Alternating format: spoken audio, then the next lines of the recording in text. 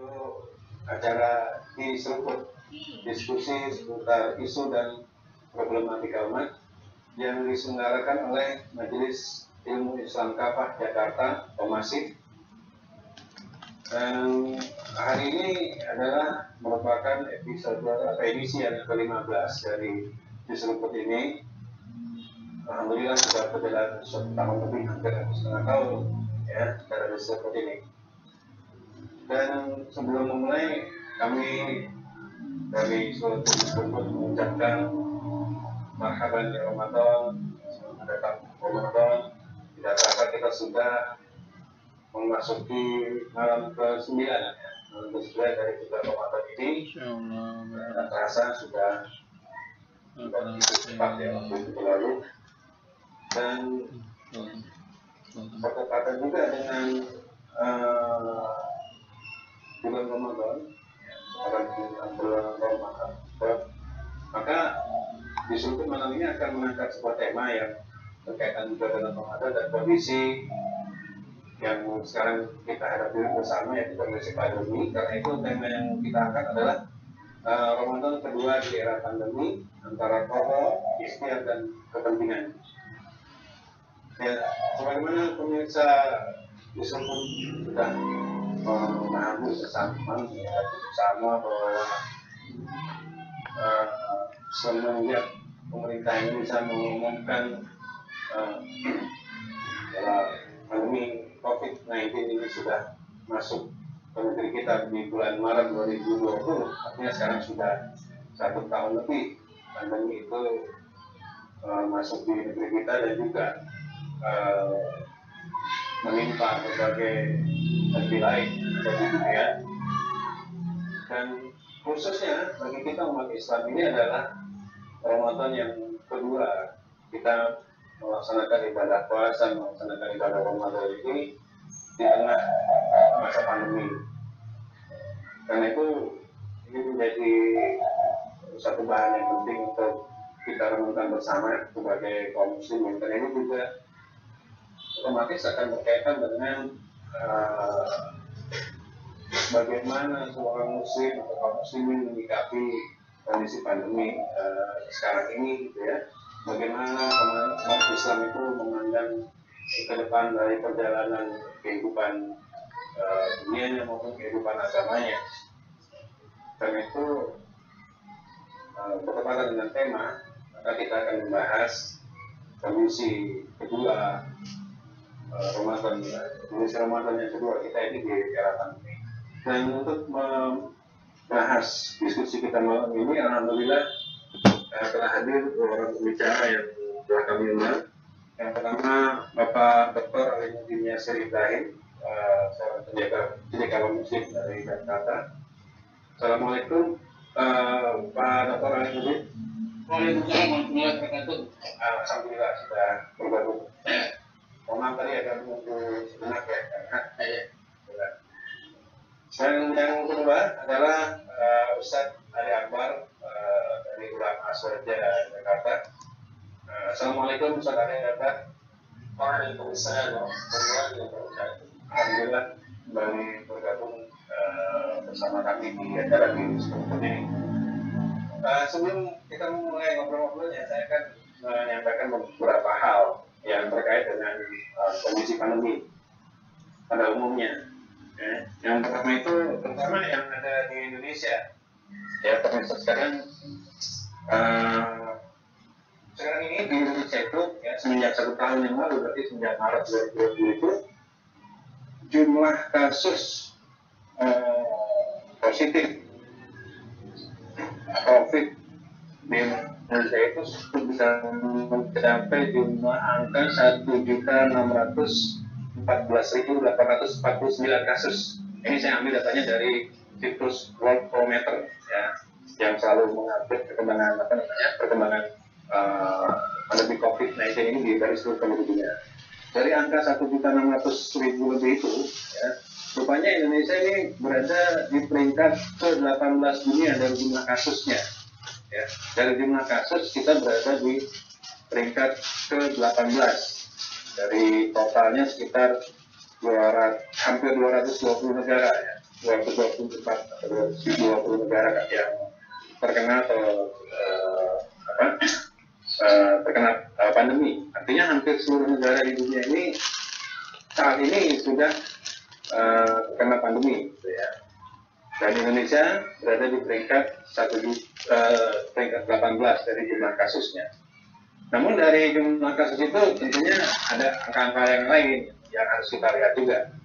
Di antaranya adalah ini yang menjadi concern sebenarnya, jumlah populasi penduduk Indonesia itu berdasarkan data dari Worldometer ini sekitar 275 juta jiwa lebih, 275 juta jiwa lebih, dan yang sudah dites, ya, artinya dites positif atau tidak COVID itu baru 13.800.000 sekian. Artinya ini belum sampai 5%, baru 4%, gitu ya, dari jumlah penduduk yang sudah dites. Itu pun belum dipastikan lagi ini angkanya, apakah dari 13 juta itu termasuk angka orang yang sudah beberapa kali melakukan tes, gitu kan, karena ada beberapa orang yang karena satu kepentingan, tugas dan sebagainya, gitu ya, harus keluar kota, pergi, dia harus melakukan beberapa tes, gitu ya, melakukan tes, kemudian dia bulan berikutnya harus pergi lagi, dia atau tes lagi. Apakah angka 13 juta itu masuk orang yang sudah sudah melakukan tes lebih dari satu kali? Kalau memang itu benar jadi, artinya kan angka rasio yang angka yang benar-benar sudah dites itu masih sangat kecil, ya, sangat kecil sekali. Ini terlihat dari apa? Dari persentase atau perbandingan antara jumlah yang dites dengan perbandingan per 1 juta penduduk, ya. Jadi dari 275 juta lebih untuk Indonesia itu, artinya per 1 juta penduduk baru sekitar 50.000 yang dites, ya.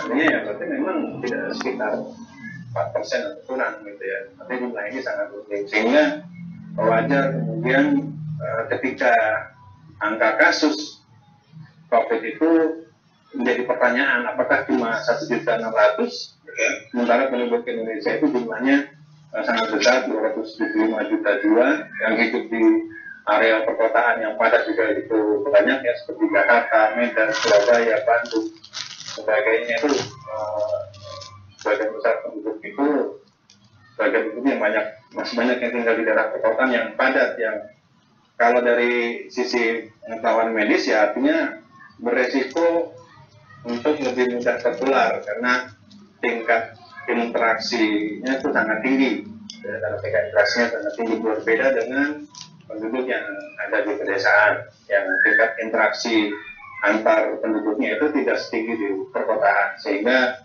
kemungkinan persebaran angka COVID itu akan lebih rendah kalau ada di desa-desa dibanding di kota. Nah, itu sebagian aja data yang saya sampaikan. Nah, saya tambahkan lagi tadi terkait dengan perbandingan jumlah tes yang sudah dilakukan per 1 juta penduduk, yaitu artinya angkanya tadi sekitar 50.000, di Indonesia itu baru sekitar 50.000 lebih, per 1 juta penduduk itu baru 50.000 yang saya dites. Nah, itu kalau dimasukkan ke ranking dari Worldometer ini, kita cuma berada di posisi 155, artinya jauh sekali, gitu ya, jauh, bahkan jauh dibanding negara-negara yang juga negara berkembang seperti Peru, itu sudah sampai 300.000 lebih per 1 juta penduduknya yang dites, ya. Iran itu sudah di angka 172.000 per 1 juta yang sudah dites. Dibandingkan Kolombia, bahkan Kolombia sudah di angka 271.000 jiwa per 1 juta yang sudah dites. Artinya kita ini masih sangat rendah jumlah angka tesnya ini, sehingga kemudian akan menimbulkan pertanyaan dari total kasus yang positif COVID-19. Ya, belum lagi kalau nanti ditambah jumlah angka yang meninggal dunia itu sampai 43.000 kasus yang diduga meninggal karena COVID-19. Nah, ini baru sekedar angka-angka dan data-data saja, gitu ya. Tentu kita tidak akan hanya berputar di angka-angka tersebut, tapi karena ada aspek-aspek lain yang lebih penting dari sekedar angka, yaitu kehidupan kita, kehidupan sosial kita, kehidupan ekonomi kita, kehidupan politik kita, kehidupan beragama juga, dan pasti akan terkena dampak dari pandemi ini. Dan ini kita sudah mengalaminya dari 2 kali Ramadan ini, gitu ya. Ini Ramadan kedua kita di tengah pandemi. Nah, saya akan coba masuk dulu bicara ini ke Pak Dr. Alimuddin, gitu ya. Dari di samping dari angka-angka tadi, gitu ya, saya ingin berdiskusi dengan Pak Alimuddin ini mengenai apa namanya? Saya minta pandangan itu ya, sebenarnya dari Pak Dr. Alimuddin sendiri, ya. Apakah sebenarnya nih dengan kondisi pandemi yang ada sekarang ini, bagaimana kehidupan sosial masyarakat di Indonesia ini dalam pandangan Pak Dr. Alimuddin ya, sebenarnya sebagai penelitian beliau juga tentunya pasti mengamati hal ini. Apakah ada perubahan-perubahan, gitu ya, ada perubahan-perubahan perilaku dalam kehidupan masyarakat ya, di samping sekedar melaksanakan 3M gitu ya, memakai masker, cuci tangan, dan jaga jarak gitu ya. Apakah ada aspek-aspek sosial yang lain gitu ya yang terdampak akibat pandemi ini? Pak Dr. Alimuddin mungkin bisa menjelaskan. Silakan. Assalamualaikum warahmatullahi wabarakatuh. Waalaikumsalam warahmatullahi wabarakatuh. Wassalatu wassalamu ala asyrafil mursalin sayyidina Muhammadin wa ala alihi wa sahbihi ajma'in.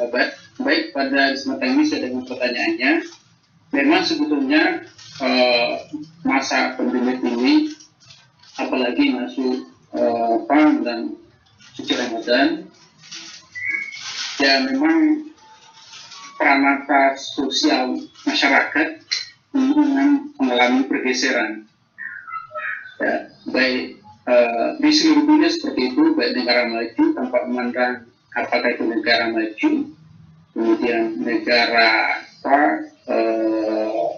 pertengahan antara maju dan berkembang, ya, kemudian negara berkembang dan negara terbelakang, ya. Jadi mengapa saya mengatakan 4 tingkatan negara ini?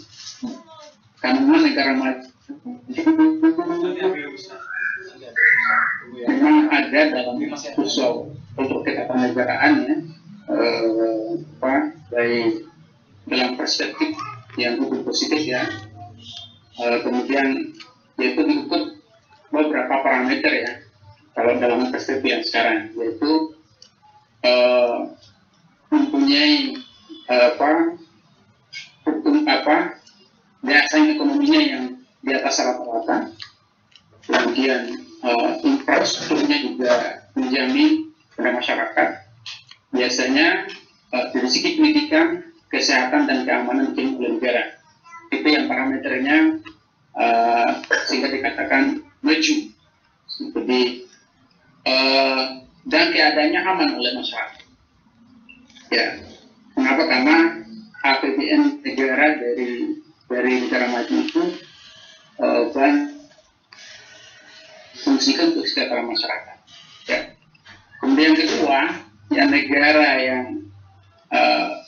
pertengahan, middle ya, belum juga menuju maju, ini juga baru transisi dari negara berkembang menjadi negara maju. Ya, kalau misalnya mungkin di sini bisa masuk Malaysia, transisi gitu ya, atau negara-negara tertentu yang seperti Emirat Arab, ya, itu belum maju sebetulnya tapi mengarah ke negara maju. Kemudian yang berkembang termasuk Indonesia, Vietnam, Kamboja ya. Kemudian negara terbelakang itu adalah Afrika. Nah, saya sebelum menjawab itu sebetulnya ada yang ingin saya sampaikan.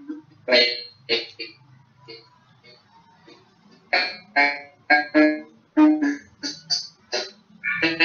Kemarin itu bulan Maret di saya dari Indonesia Barat, ya, sebagai cendekiawan. Ada satu dari Indonesia bagian tengah, yaitu saya mereview, menelaah kondisi ketahanan pangan dan public health, jadi kesehatan masyarakat secara global, ya. Yang mengatakan itu adalah termasuk asosiasi bergensi di seluruh dunia, yaitu namanya Springer Nature. Jadi semua dosen dan peneliti pasti tahu itu, ya. Itu termasuk sekaliber yang melaksanakan itu Eropa.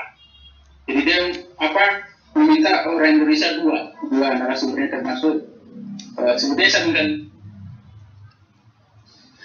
kebetulan di ada namanya pusat ketahanan pangan, saya kebetulan wakilnya di situ, hanya saya diamanai untuk memberikan pandangan tentang kondisi gizi di seluruh dunia, dan ada di PPT saya itu, di program saya, termasuk yang bagus kesehatannya itu adalah termasuk Eropa, negara maju, Asia sebagian, Jepang, dan termasuk Indonesia juga. Jadi ada yang hijau, ada yang kuning, ada yang merah. Termasuk Indonesia itu oranye, antara merah dan bukan merah ya oranye. Merah itu adalah Afrika. Nah sekarang sehubungan ke sana, pandemik ini ya. Jadi memang ada dua memang merusak. Pertama lingkungan, ekosistem, yang kedua adalah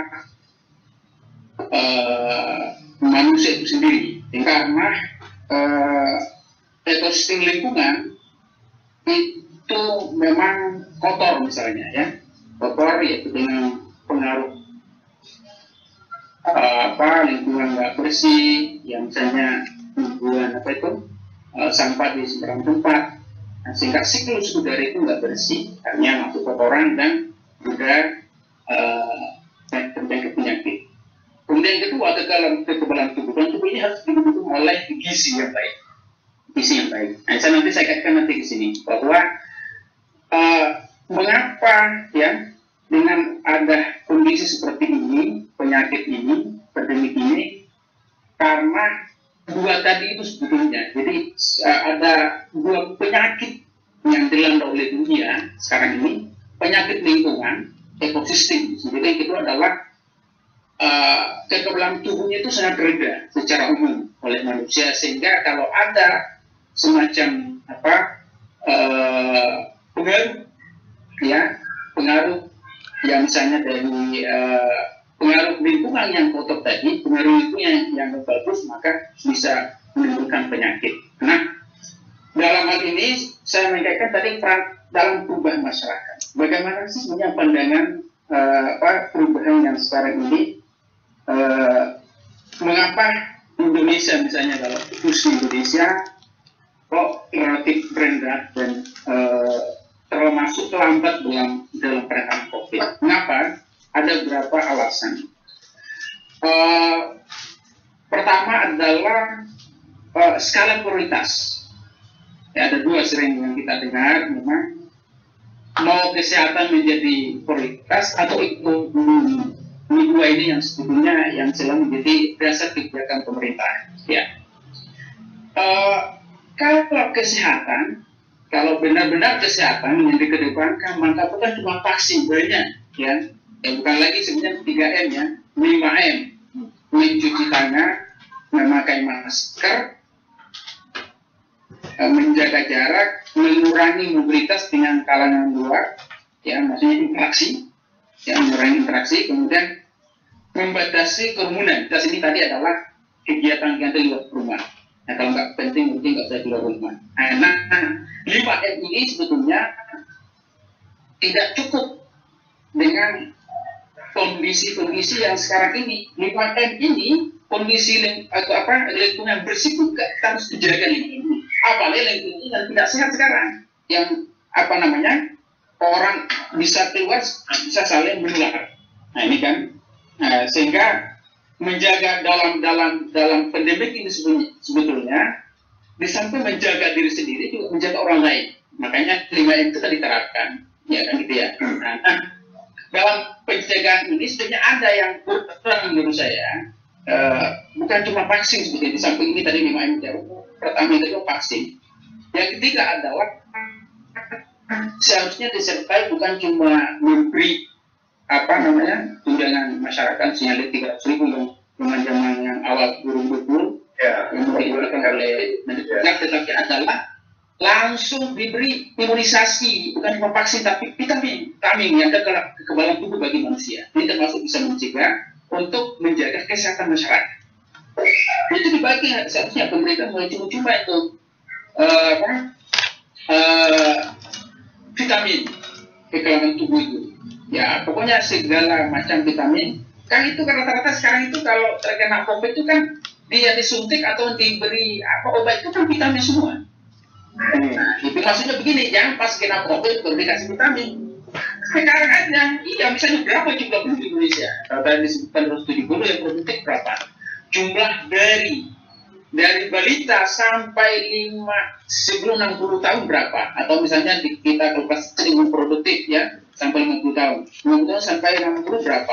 60 yang bisa sampai 80 90 berapa? Ya kan gitu ya. Yang paling banyak hidup itu kan antara yang tengah-tengah tadi, misalnya antara balita sampai taruh misalnya 20 sampai 50 itu kan di situ banyak ya yang produktif ya. Makanya ada prioritas di sini. Ya.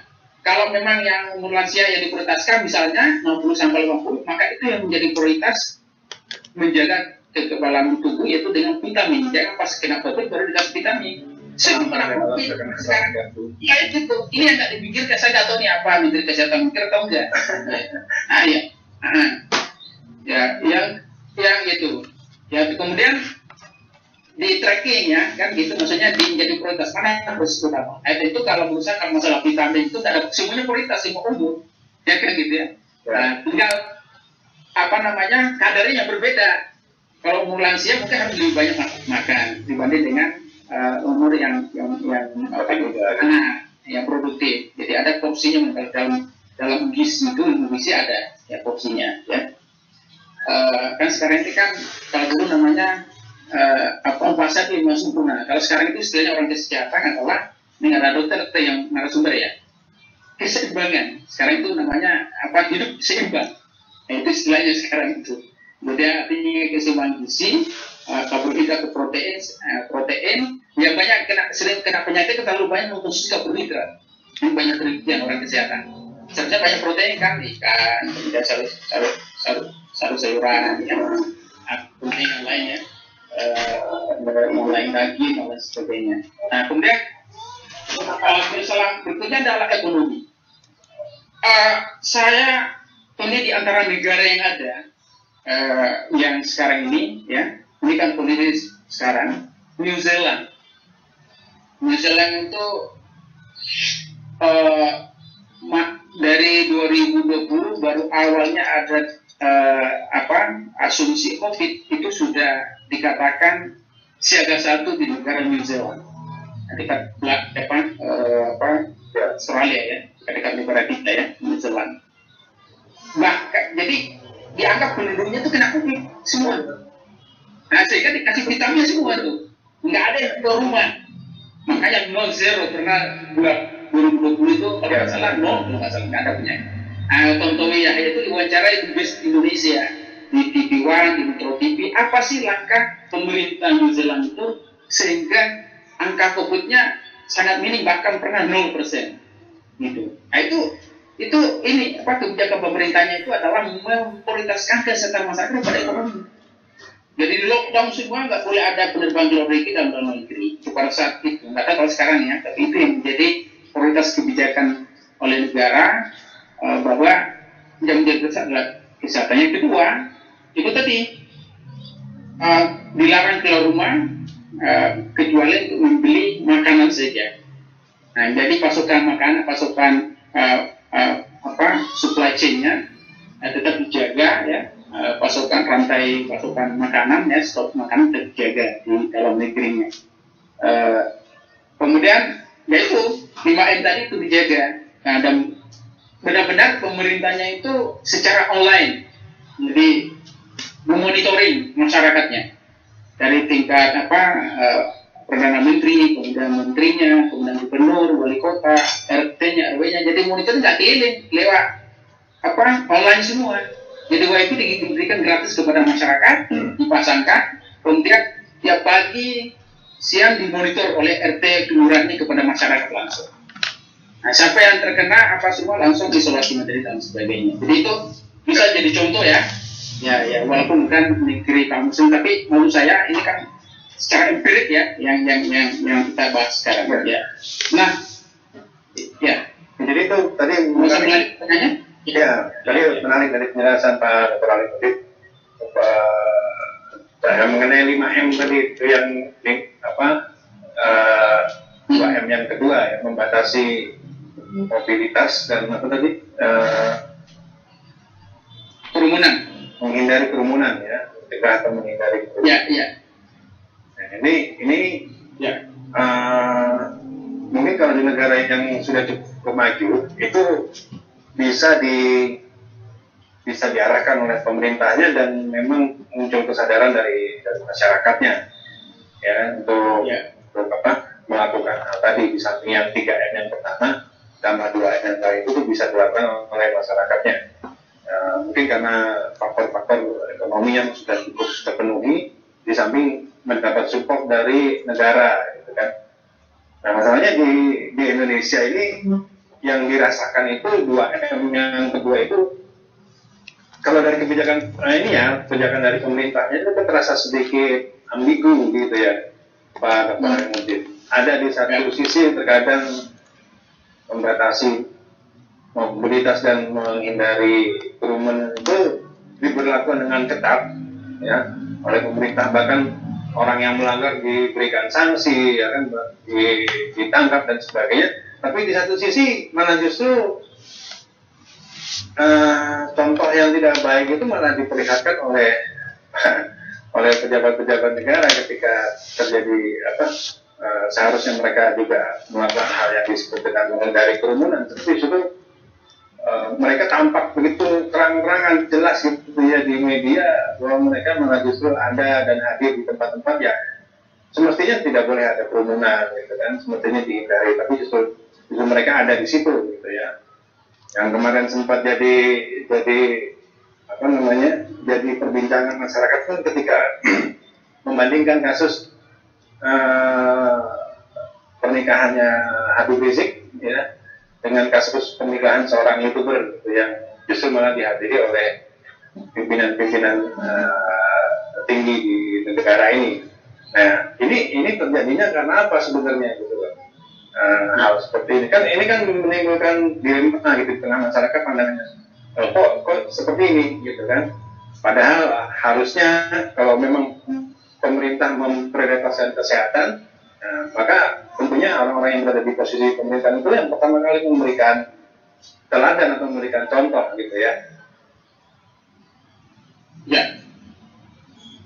Jadi bagus sekali pertanyaannya. Memang pada bulan Ramadan ini ya, ini saya sediakan ada 3 bulan Ramadan ini bisa menjadi renungan ya dalam bagaimana berusaha keluar dari COVID ya misalnya. Pertama adalah sebagai Syahrul Al-Wa'i ya, adalah bulan kesadaran ya. Bulan kesadaran ini maksudnya adalah bagaimana dengan melihat realita yang ada, membandingkan sejarah Rasulullah yang pada bulan puasa, apa yang ditimpa pada zaman Rasulullah dan sesudahnya yang sahabat tabi'in dan tabi'in. Ini bisa menjadi pelajaran bagi kita agar seandainya bisa ya, ini bisa menjadi momentum misalnya waktu makan misalnya pembahasan artinya pembahasan dari bagaimana pemikiran-pemikiran yang non Islam menjadi Islam. Artinya pemikiran yang maksudnya adalah pemikiran yang bagaimana mengatasi ya dalam perspektif Islam tentang kesehatan itu, tentang COVID itu. Walaupun orang memandang bahwa kesehatan ini kan bebas nilai, mau Islam atau enggak tetap bisa diobatikan gitu ya. Tapi dalam maksud ini, kesadaran ini memang kita tidak cukup dengan kesadaran itu pula sendiri, tapi pola pikir dan pola sikapnya. Jadi kesadaran dengan pola pikir itu tentu tadi yang saya bahasakan tadi, pencegahan bukan cuma vaksin saja, tapi juga diberi vitamin gitu ya. Kemudian di samping 5M tadi, tapi juga dikaitkan tadi tentang bagaimana dilematisnya antara mengurangi mobilitas dan tadi kemudian sehingga bisa mengatasi kerumunan. Ini sebetulnya begini dulu persoalannya. Di sisi lain, karena kalau dibatasi mobilitas secara umum, maka aktivitas ekonomi itu akan menurun. Ini fakta ya kan gitu ya.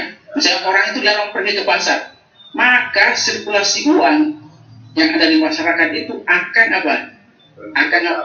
akan terjadi penurunan. Sebetulnya tidak. Kalau semua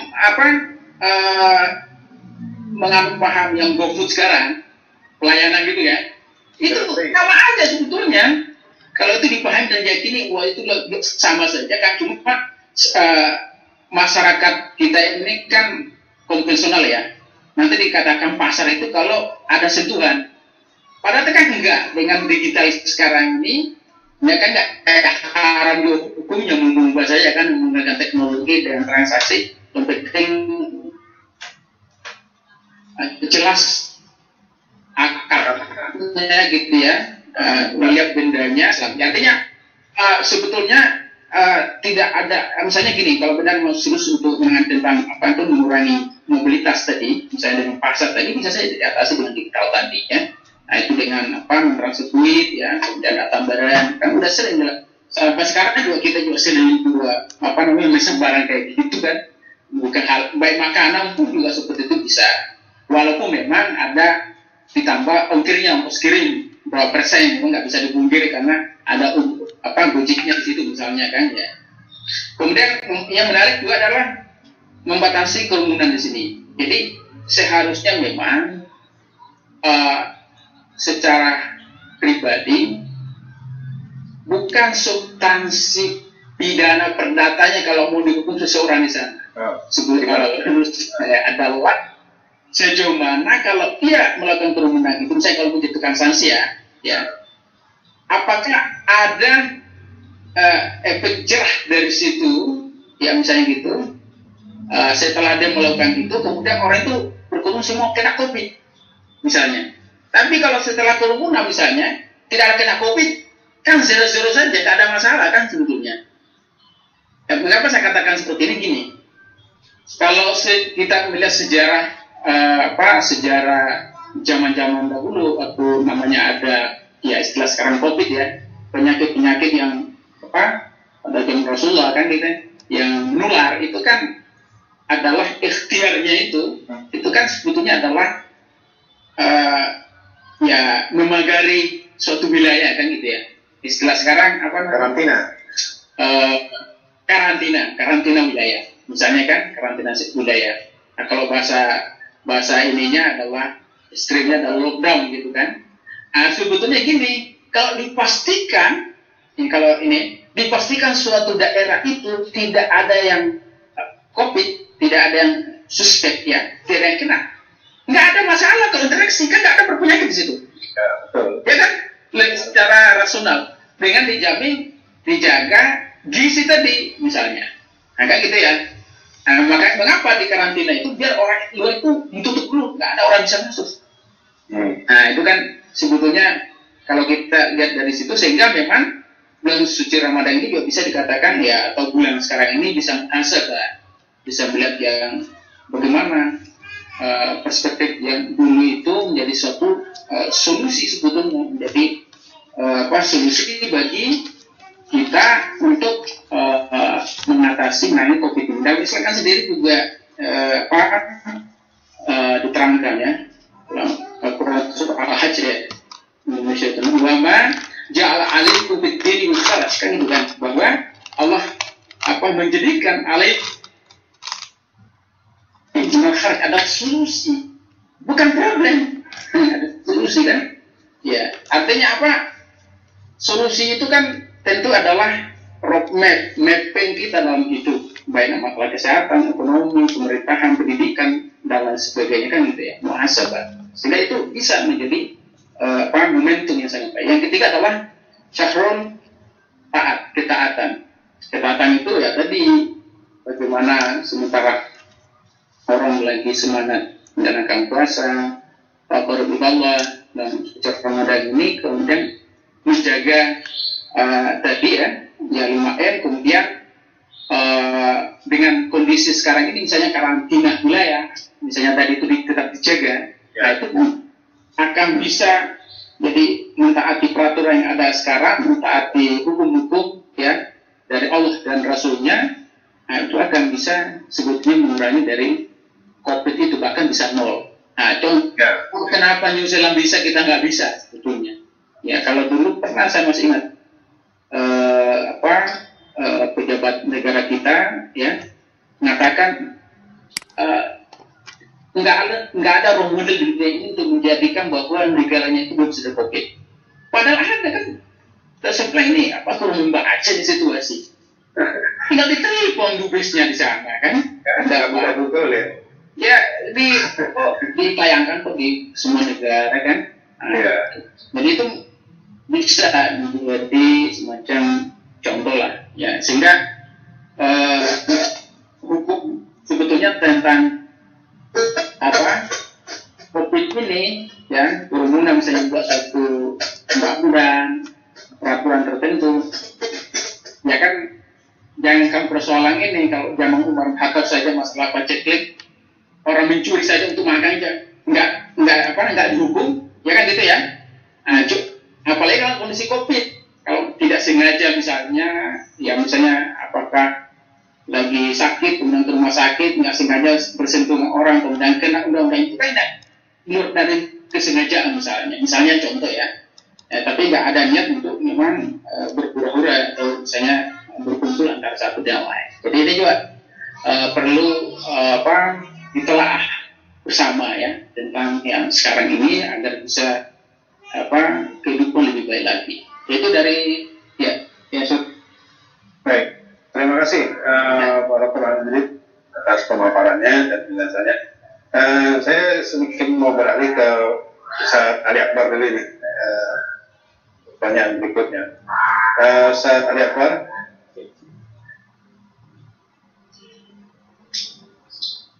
Ya, baik. Ustaz Ali Akbar, untuk Ustaz Ali Akbar juga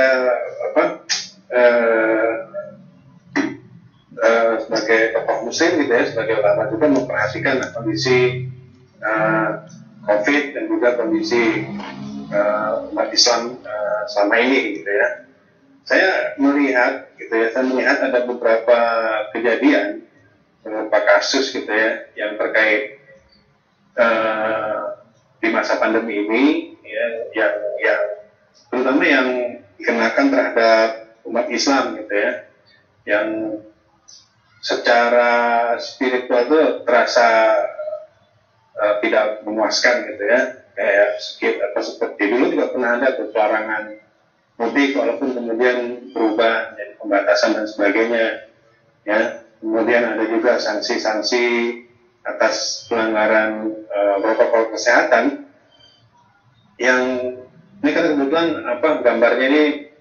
gambaran kejadiannya ini besar sekali gitu ya, di potretnya itu dilihat masyarakat ketika itu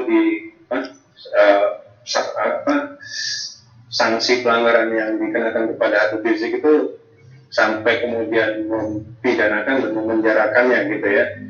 Nah, sementara ya tadi di sisi lain ada yang kok kelihatannya nggak seperti itu gitu ya pelaksanaannya. Di samping juga banyak isu-isu lain gitu ya di masa pandemi ini yang justru muncul di kalangan umat Islam gitu, kayak malah beberapa bulan lalu itu, 1 bulan kemarin itu malah muncul lagi peristiwa-peristiwa yang kejadian-kejadian yang tanda kutip terkait dengan aksi terorisme, dikaitkan dengan radikalisme gitu ya, itu muncul lagi gitu, dan itu menjadi gorengan lagi, jadi wacana lagi ya. Itu kalau melihat kejadian itu semua dalam pandangan Ustaz Ali sendiri itu sebenarnya apa yang melatar belakangi hal ini sampai terjadi gitu ya, terutama hal-hal yang berkaitan dengan yang dirasakan ketidakadilan gitu ya, atau ketidakseimbangan lah gitu ya, yang dirasakan oleh umat Islam gitu. Mohon maaf tadi saya sempat ada gangguan sinyal. Oh gitu. Ya. Jadi mohon maaf saya tidak sedikit diulang mungkin setelah kasus kerumunan yang ada kekerasan seterusnya bisa diulang barangkali. Mohon maaf. Oh ya tadi ya. Jadi banyak kejadian gitu ya. Ya. Kasus diantaranya itu kasus pelanggaran kerumunan gitu ya terkait dengan protokol kesehatan yang yang dalam hal ini misalnya kasus Habib Rizik gitu waktu pelaksanaan pernikahannya putrinya ya. Beliau itu sampai dipidana, sempat dikenakan sanksi denda dan sudah dibayar, tapi pidana jalan terus gitu ya. Sampai akhirnya sekarang beliau masuk penjara karena kasus protokol kesehatan gitu ya.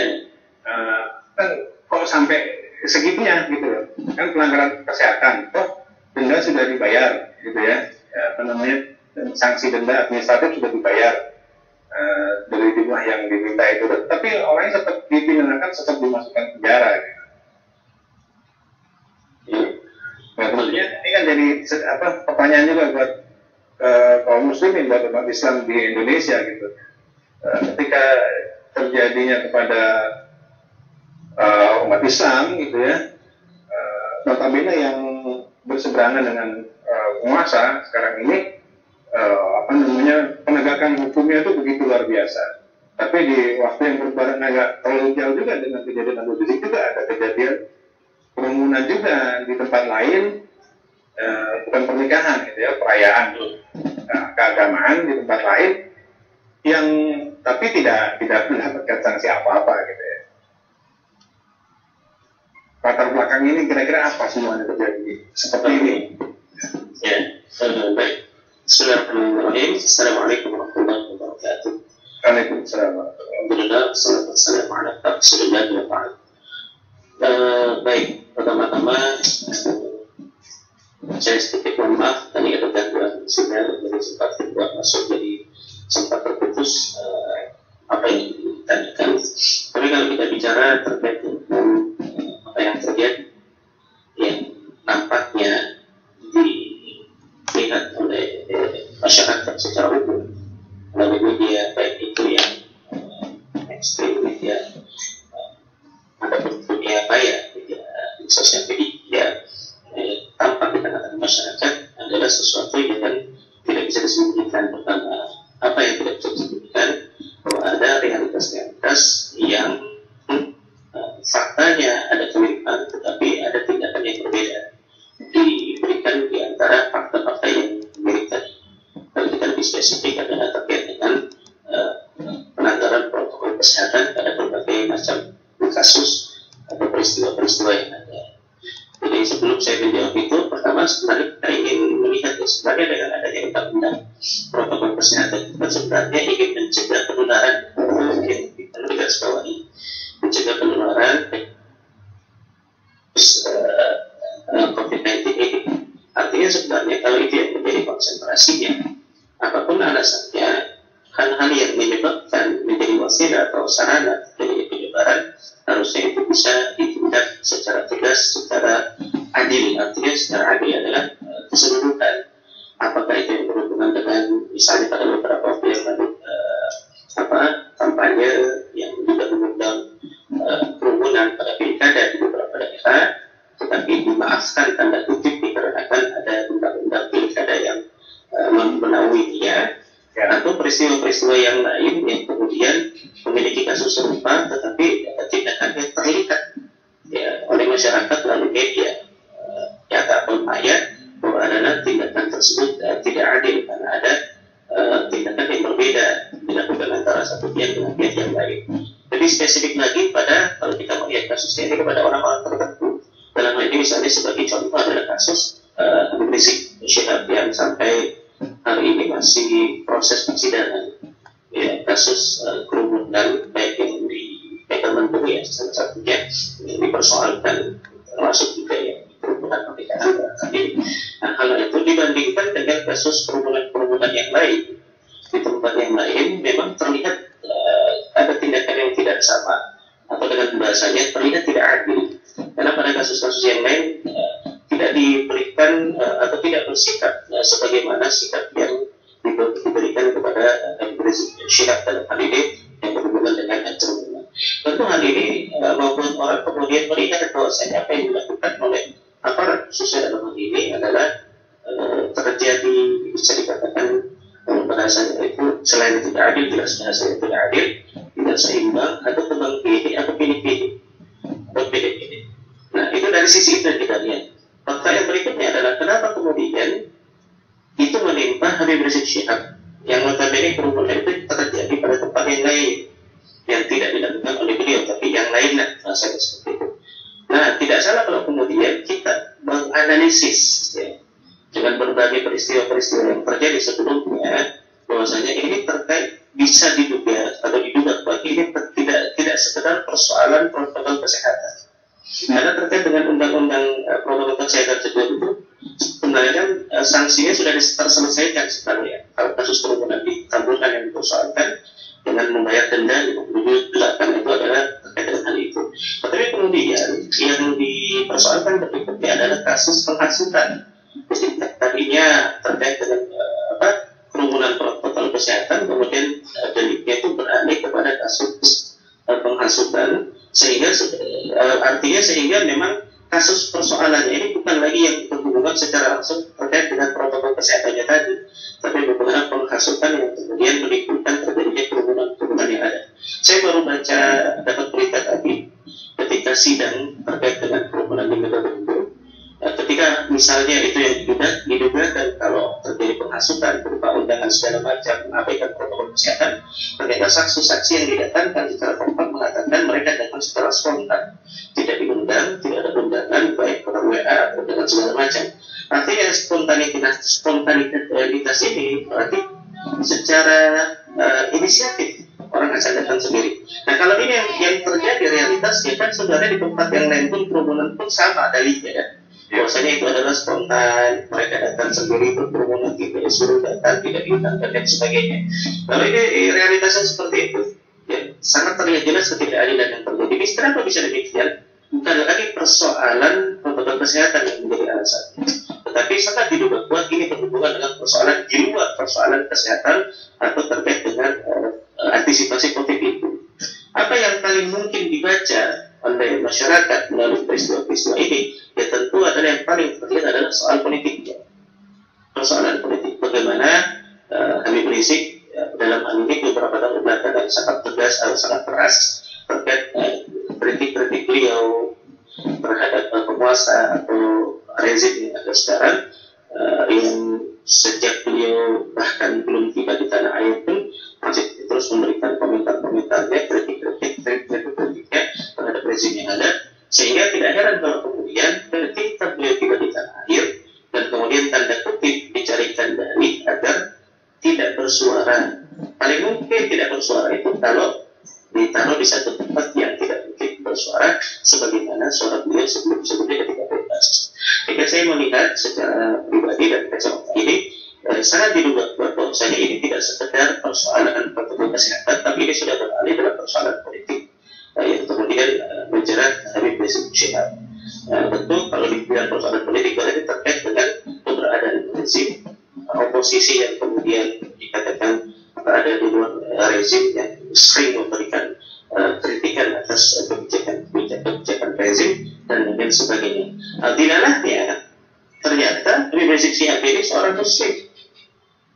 Kalau kita kaitkan ya, bukan soal politik semata, tapi ini dikaitkan dengan beliau adalah seorang muslim, tokoh tengah-tengah umat Islam, menjadi tokoh yang sangat dihormati.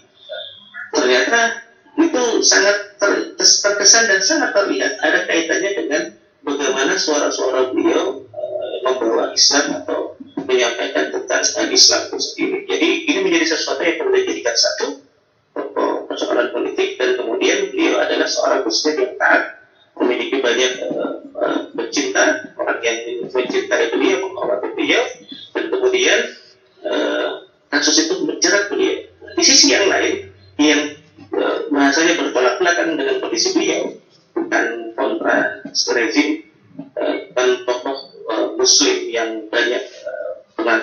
yang menghormati beliau atau dan sebagainya. Ternyata sikap-sikap yang kemudian diberikan berbeda. Jadi saya melihat ini dikarenakan ada persoalan politik dan tidak bisa dipisahkan kasus politik ini dengan keberadaan beliau sebagai seorang muslim, atau bisa dikatakan sangat berhubungan dengan Islam dan kaum muslimin dalam hal ini, sehingga persoalan ini menjadi persoalan jauh lebih rumit terkesannya kasus ini dibandingkan persoalan-persoalan yang lain yang kita lihat. Jadi ada ketidakadilan dalam persoalan ini.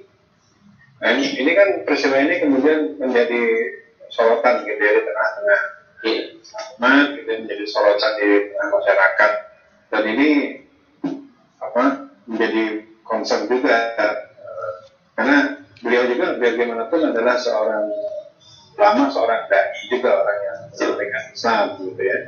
Tentunya memang yang menyampaikan Islam dan berdakwah bukan hanya beliau banyak gitu ya, tidak hanya beliau sendiri, tapi banyak yang lain juga, banyak individu-individu yang menyampaikan Islam, berdakwah, mungkin juga kritis dengan penguasa gitu ya, mungkin juga punya pandangan yang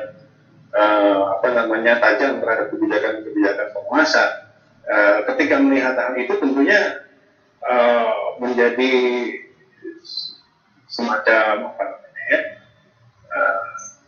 semacam membuat seperti ketakutan gitu ya di tengah-tengah yang lain. Tentunya ini kan akan mempengaruhi aktivitas juga di dalam kalangan Islam, aktivitas yang sebenarnya penting dan dijalankan oleh agama, yaitu berdakwah kepada Islam, menyampaikan Islam, terutama berdakwah untuk menyampaikan agar kehidupan di dunia ini bisa diatur dengan kehidupan Islam. Nah ini kalau Ustaz Ali sendiri melihat bagaimana ini dampaknya sendiri terhadap dakwah, terutama dakwah untuk menjalani kehidupan Islam gitu ya, karena adanya peristiwa-peristiwa seperti ini. Iya, baik. Kalau dikaitkan dengan persoalan protokol kesehatannya, tentu dakwah terhadap Islam itu tidak akan berpengaruh. Kenapa? Karena dakwah itu bisa dilakukan tanpa kerumunan, bisa dilakukan melalui media-media yang ada, baik tulisan elektronik apalagi sekarang media maya, sehingga seharusnya dakwah itu tidak akan kendur dikarenakan adanya pandemi dalam konteks ini, khususnya terkait dengan larangan kumpul-kumpulnya atau kerumunan-kerumunannya. Karena berkumpul dalam satu event itu hanya salah satu cara untuk menyampaikan dakwah Islam. Seperti ibaratnya kalau kita yang kita lakukan di khutbah Jumat, tanpa kita minta, ya kaum muslimin datang, tinggal disampaikan apa yang mesti disampaikan sebagai seorang muslim, apa yang harus disampaikan kewajiban mereka dan lain sebagainya. Yang terkait dengan dakwah sebenarnya khususnya menyampaikan kebenaran Islam, syariat Islam, perintah-perintah dari Allah Subhanahu wa Ta'ala serta larangan taruhannya. Seharusnya dalam hal ini kalau dikatakan terjadi perubahan harusnya tidak begitu, karena yang berkurang itu adalah media, yang berkurang itu adalah penyampaian melalui forum-forum berkumpul. Tapi penyampaian dakwah ini tetap masih bisa dilakukan sampai detik hari ini, sekalipun ada pembatasan perkumpulan atau kerumunan yang terjadi.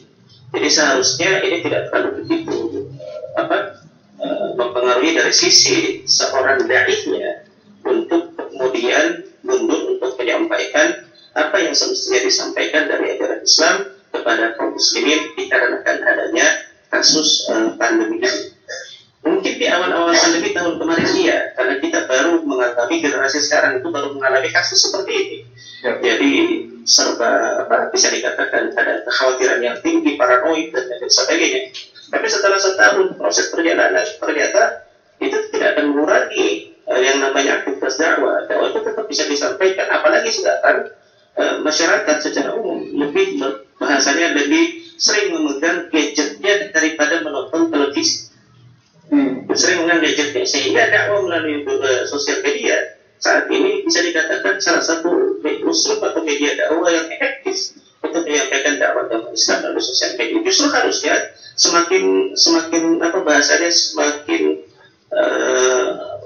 memperkaya ya, para dai-dai ini untuk menyampaikan Islam melalui sosial media dengan berbagai platform yang ada, ya, misalnya dengan macam-macam yang ada. Makanya semakin kreatif menggunakan media-media yang ada. Sehingga sebenarnya kalau dihitung usia 1 tahun lebih pandemi sudah terjadi di Indonesia, seharusnya tetap ketakutan, kekhawatiran, bahkan kan buruk di dalam penyampaian Islam itu seharusnya sudah tidak terjadi lagi dengan adanya kemajuan-kemajuan peristiwa-peristiwa yang terjadi, khususnya dengan pemanfaatan sosial media yang begitu masif di tengah masyarakat. Kalau perkumpulan event besar secara offline tidak diperbolehkan, sama saja kalau kita melakukan event besar secara online tanpa harus berkumpul, ini juga bisa menjadi sarana yang efektif untuk menyampaikan dakwah Islam. Ya, kalau ngomong televisi saya jadi ingat TV di rumah. Ada hampir 5 tahun nggak pernah dipakai karena rusak. Begitu mau perbaiki, harganya separuh harga TV baru. Ya udah nggak usah pakai TV aja. Ya, tapi intinya ada media lain gitu ya, untuk kita menyampaikan, untuk kita mendengarkan dakwah itu juga ada media lain ya. Karena itu lebih mudah diakses gitu oleh masyarakat. Dan itu menjadi sarana yang baik juga untuk menyampaikan dakwah di tengah kondisi COVID. Nah ini pertanyaan berikutnya ini begini tadi. Jadi kan COVID ini yang kita pahami memang bagi muslim ini adalah qada dari Allah ya. Nah ini ketetapan dari Allah dan kita nggak bisa menghindari itu. Ya, kita sekarang ini memang harus dipaksa bisa hidup di tengah kondisi pandemi gitu. Kita juga tidak tahu gitu ya kapan nih kondisi COVID ini selesai. Mungkin tidak pernah selesai gitu ya. Artinya kita harus bisa menerima hidup dengan COVID gitu ya. Nah, karena kita nggak tahu. Jadi kita berharap ya dengan izin Allah ya, dengan kemajuan perkembangan ilmu pengetahuan di dunia medis ini bisa teratasi gitu ya tentunya. Hanya saja memang di dalam dakwah kedepannya ini seperti apa gitu ya, Natali? Apakah cita-cita kehidupan Islam itu bisa dicapai gitu di tengah kondisi yang pandemi ini? Kalau dakwah saja mungkin kita tetap bisa berdakwah, tapi kondisi mewujudkan cita-cita mewujudkan kehidupan Islam di tengah masyarakat itu bisa tercapai dengan kondisi yang pandemi seperti ini. Ya, kalau dibilang bisa tercapai atau tidak, tentu yang pertama adalah soal keyakinan kita terkait dengan ketetapan Allah ini dan pertolongan dari Allah Subhanahu Wa Taala. Karena tidak ada yang terjadi di muka bumi ini kecuali semuanya itu diketahui oleh Allah dan kemudian peristiwa-peristiwa itu ditetapkan oleh Allah Subhanahu Wa Taala. Sehingga tidak ada yang tidak mungkin ketika Allah sudah menghendaki segala sesuatu, baik dalam kondisi pandemi sekalipun. Kalau Allah menghendaki sebuah peristiwa telah terjadi, kan sering kita bacakan pun maka itu akan terjadi ketika Allah mengatakan terjadi. Artinya pertama yang harus dikuatkan adalah keimanan kita, keyakinan kita dalam kondisi apapun Allah Subhanahu Wa Taala Maha Segala. Karena Maha Segala ini adalah Allah memiliki bahasanya itu wewenang dalam memberikan pertolongannya, kapan pertolongan itu diturunkan oleh Allah Subhanahu Wa Taala. Ini dilihat dari sisi Allah Subhanahu Wa Taala yang Maha Segala. Keyakinan itu yang harus terlebih dahulu kuatkan di dalam diri kita sebagai seorang muslim. Adapun nanti di dalam proses ikhtiar yang kita kerjakan, kita menyampaikan dakwah Islam dengan berbagai macam media, berdiskusi dengan orang dan lain sebagainya, itu adalah ikhtiar yang kita jalani.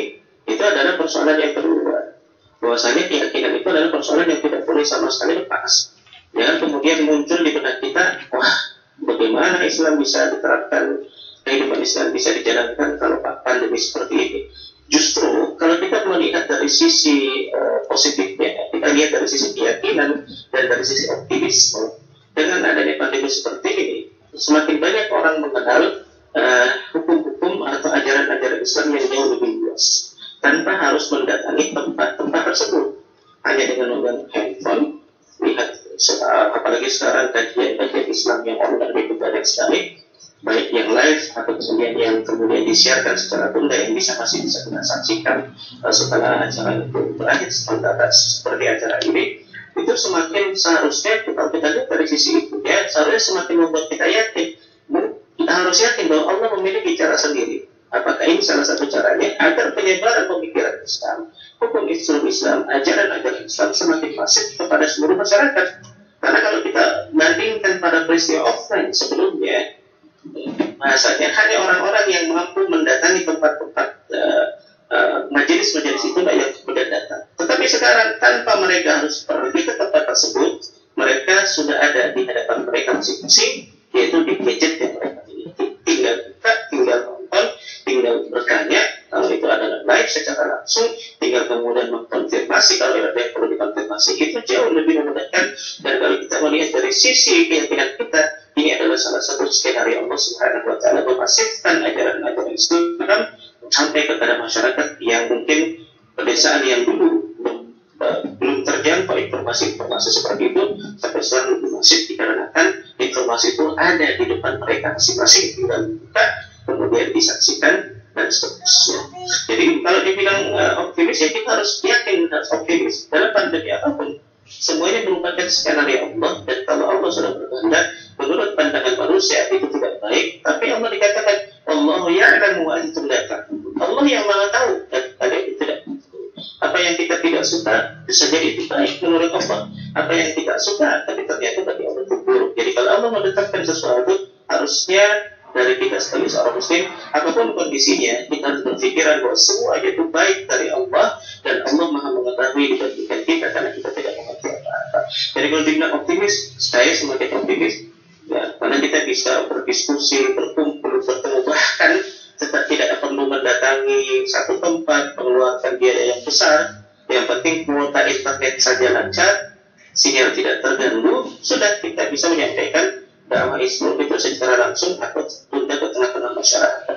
Kita share informasi-informasi ini secara masif untuk kemudian didengarkan, maka insya Allah itu jauh lebih efektif, jauh lebih, maksudnya bukan efektif, jauh lebih menyebar merata, bahkan menyebar jauh informasi ini dibandingkan ketika masa-masa offline sebelumnya. Ya, bukan berarti kemudian pengennya online terus, tidak seperti itu.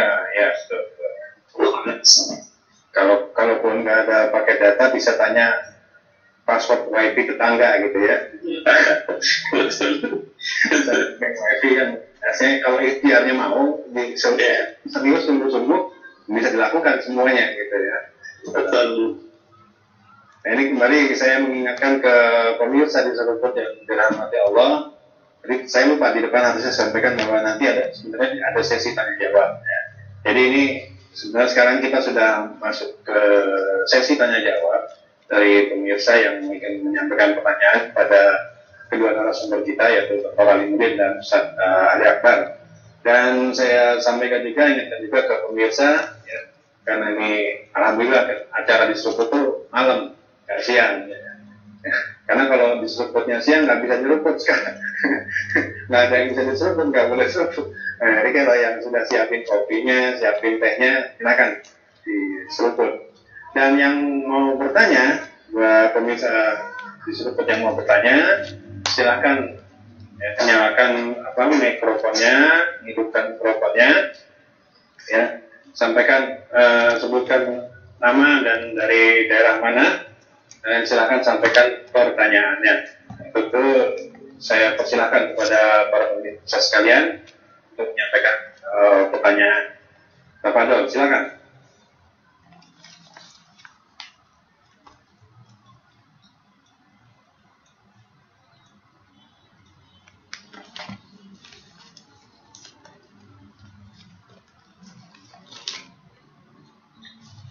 Ada pertanyaan tuh lewat chatting.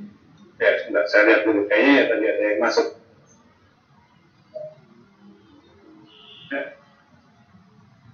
Oh iya, ada nih. Ada satu pertanyaan nih. Masuk dari Bapak Imam.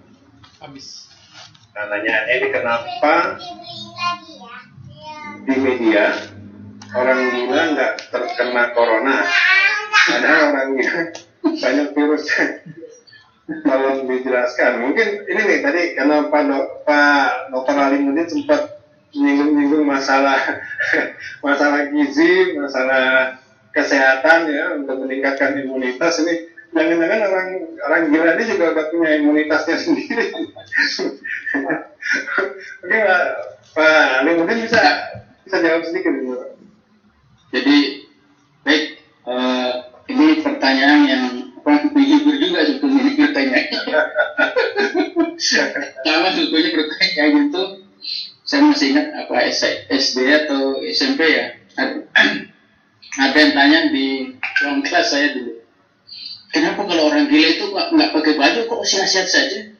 Nggak sakit-sakit, kita yang pakai baju terus ini masih sering influenza. Ini sangat berbeda pertanyaannya ini. Saya teringat berapa 30 tahun yang lalu ya sekolah. Nah, jadi gini, kalau persoalan penyakit sebetulnya ada dua ya. Jadi yang menimbulkan penyakit itu ada secara psikis dan ada fisik. Nah itu, ya itu. Kalau orang gila secara psikis ya, jadi secara mentalnya itu yang sakit sebetulnya orang gila itu. Ya. Namun misalnya kalau kemudian sampai keluar nggak pakai baju karena nggak sadar kan, nah itu ya kalau dilihat secara, tapi ini kasat mata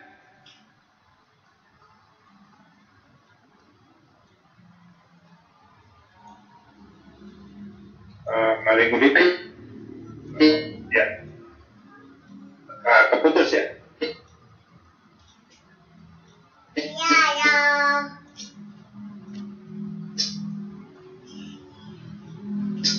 Sinyalnya paling buruk kayaknya terganggu sedikit.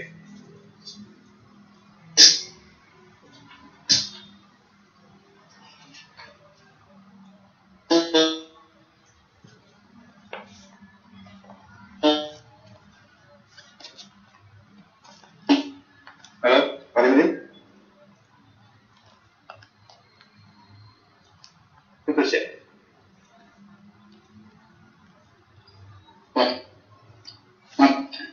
Iya, tapi ada terputus. Mungkin bisa diulang sedikit, paling lebih tadi agak terputus kayaknya. Enggak artinya. Jadi orang gila itu kan ada dua kemungkinan penyakitnya. Ada psikis saja, mental, tapi fisiknya tidak sakit. Boleh jadi juga dua-duanya sakit, psikis dan fisik. Nah gitu. Kalau membuktikan ini secara medis bisa dibuktikan. Ya, maksudnya gini, kan ada walaupun ada psikiater ya, ada dokter ya, ada yang ahli psikiater itu misalnya bagaimana membagi orang gila dengan mental dalam pikiran dan sebagainya. Kemudian yang kedua, secara medis kan bisa diperiksa itu tekanan darahnya berapa, apakah benar tidak berpenyakitan atau enggak. Nah gitu. Jadi seharusnya pertanyaan begini, yang cerdas. Apakah orang gila itu sehat secara psikis dan fisik? Nah, seharusnya jawabannya itu pertanyaan seharusnya gitu. Nah, jawabannya adalah ya dilihat. Nah, kalau orang gila itu sudah benar-benar gila, nggak waras, berarti kan memang mentalnya itu yang perlu memang diobati ya. Ada caranya memang agar orang gila itu biasanya kan stres biasanya hidupnya biasa gitu ya. Kalau mau dikaitkan dengan politik sampai ada yang calon bupati, gubernur sampai gila karena udah habis harta, tenaga, rela meninggalkan keluarga selama 2-3 bulan, nggak pernah di rumahnya, keliling terus kampanye. Dan sudah pemilihan nggak terpilih. Nah, sampai bahkan bukan gila, gantung diri, ada yang ganti diri ke laut, macam-macam ada itu. Cuma saya nggak simpang ini, dokumentasinya ada. Ada di beberapa orang. Nah, ini juga sebetulnya gila itu memang ya biasanya ada persoalan ada dua memang menyebabkan ada persoalan genetik memang, maksudnya itu nggak sempurna akalnya, tapi kalau bukan gila kalau itu ada memang nggak gila. Ini secara apa namanya di kehidupan ada mengalami masalah stres, ya gangguan, yang biasanya masalah hidup, apakah ekonomi atau persoalan yang lain ya, atau misalnya boleh juga persoalan yang ini mencari apa kebenaran sampai orang gila gitu kan ya. Jadi saya pernah di kampung dulu itu jadi begini nih, jadi bahas orang gila ini nggak apa-apa ya. Sudah jelas ya bapak ya sebutnya tadi itu ya. Nah ada di apa di kampung saya itu termasuk kakek saya ya, atau om saya itu belajar bahasa Arab, nahu itu. Nah, kebetulan ada beberapa apa saudara apa kakek nenek saya lupa itu sampai gila, dikatakan gila orang karena pergi mandi itu selalu syarat itu diulang-ulang. Ya kalau alanta alis bawah itu terus diulang itu sampai mandi masuk WC itu terus diulang. Sampai orang ini gila ini. Gitu sampai katakan kalau gitu jangan belajar ngaji. Ini seperti itu gila itu. Nah itu ada kayak gitu tuh. Nah, akhirnya sampai saya pun jadi beritahu keluarga itu. Nah, nanti kalau besar ya jangan belajar agama nanti kayak seperti kakeknya nanti. Gila loh, kok gila itu? Nah kayak gitu kan. Nah, ini juga pemahaman yang keliru. Padahal saya telusuri benar gila atau enggak gila. Cuma orang mengatakan gila karena kronologisnya gitu lagi belajar namanya kalau disuruh apa namanya kalau di pesantren kiainya menghafal nah Arab itu kan harus dihafal untuk memahami bahasa Arab itu ya, fi'il itu kan kata kerja mana lain kata benda dan sebagainya, belum lagi nahunya itu kayak gitu anak. Tapi memang faktanya ada memang juga saraf gitu ya, saraf itu saja sampai memang di luar apa namanya sakit lah gitu ya.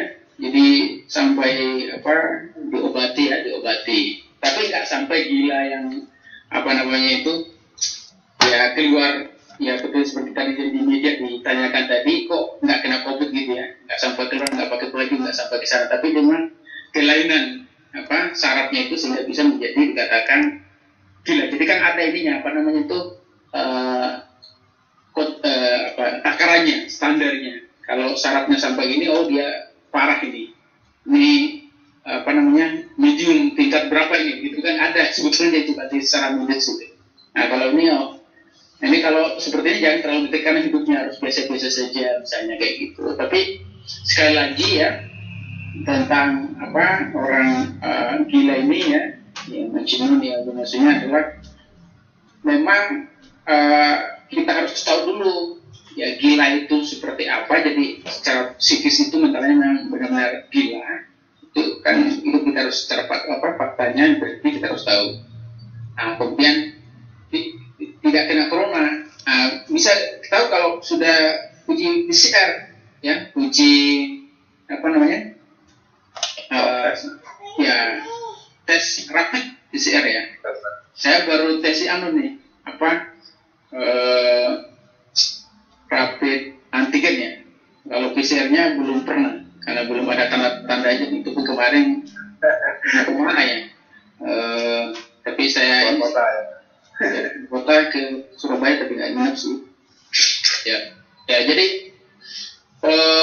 ya itu tanggapan saya tentang yang tadi ya, tentang kenapa.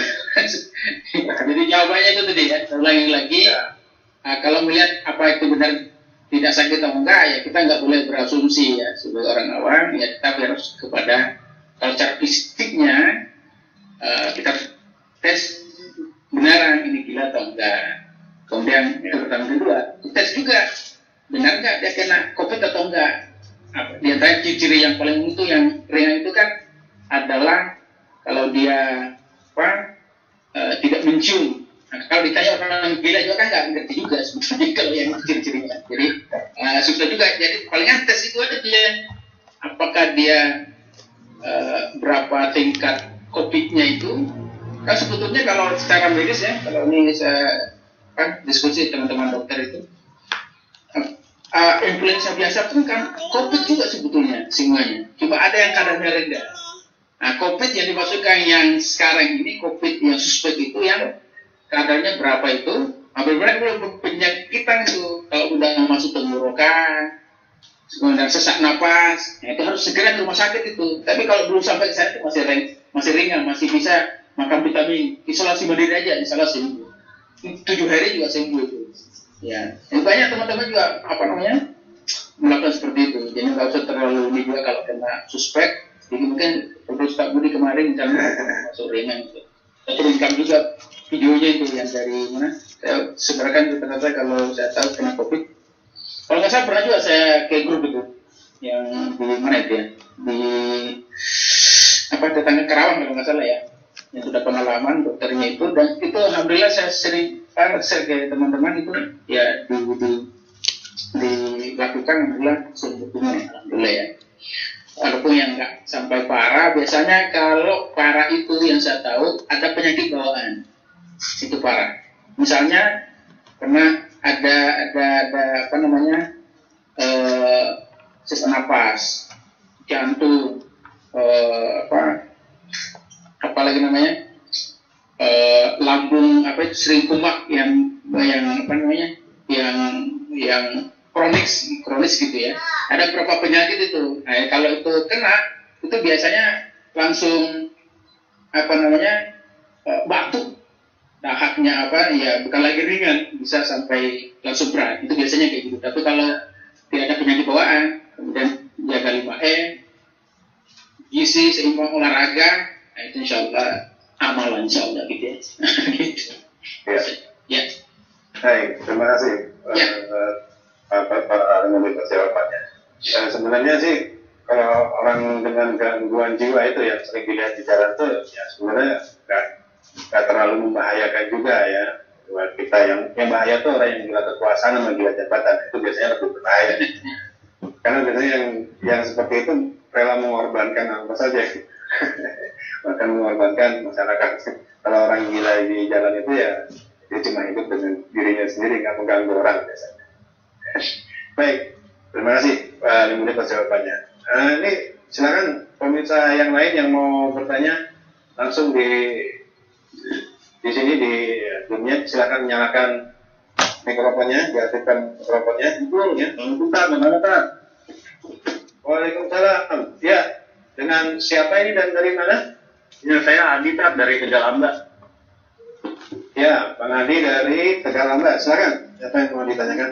Nanya nih, di masa pandemi COVID-19 ini, siapa yang banyak diuntungkan nih, Tat? Contohnya atau komunis, kapitalis, atau Islam nih? Itu ada. Ya, baik. Terima kasih Pak Adi dari Tegalamba. Ya, dan Supron. Ya. Jadi di tengah kondisi pandemi ini siapa yang lebih banyak diunggulkan gitu ya? Dari sisi ideologi sepertinya ya. Apakah orang-orang komunis, apakah kelompok kapitalis, atau justru dari kelompok Islam? Mungkin saya minta Ustaz Ali Akbar mungkin bisa bantu menjawab. Siapa yang lebih untungkan misalnya di tengah kondisi pandemi seperti sekarang ini? Apa jangan-jangan semuanya malah untung?